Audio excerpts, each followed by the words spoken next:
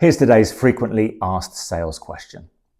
How can we be expected to deliver more when we're already working so hard? And the chances are, if you're in sales and business development, at some point in your career, you've either thought that or said that.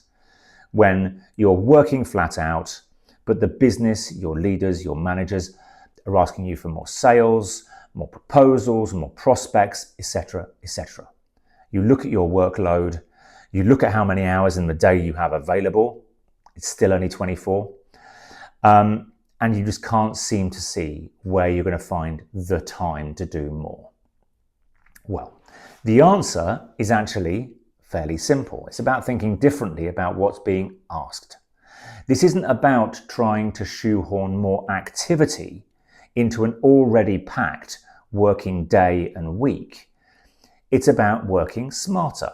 It's about being more effective and more efficient.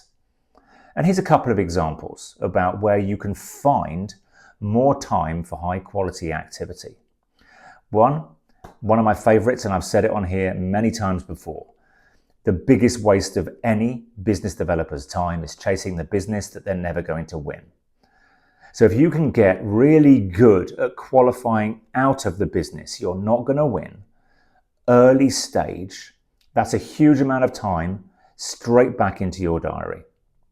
Another area, one of the things that business developers and salespeople do an awful lot of is meetings, internally and externally.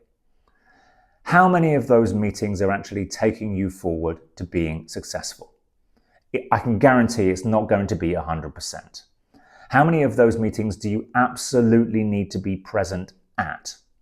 I guarantee you it's not 100%. So if you can start qualifying out of some of these meetings, even if it's only 1 or 2 a week, again, that's time back into your diary to reinvest in higher quality activity. So how can you qualify out of a meeting? Well, when you are invited, ask the person who's inviting you what the purpose of the meeting is, what you're looking to cover, and what you're looking to achieve by the end of the meeting. The answers to those 3 questions will give you a good insight into how well prepared that person is to run the meeting you're being invited to. Then you can make the call. And when you're running the meeting, make sure the purpose of the meeting is of benefit to everyone, that you have an agenda to follow to stay on track, and that you have a clear end in mind that you can share with everyone at the beginning of the meeting. That's going to help you get really focused and effective in the time that you have available. There's a couple of ideas.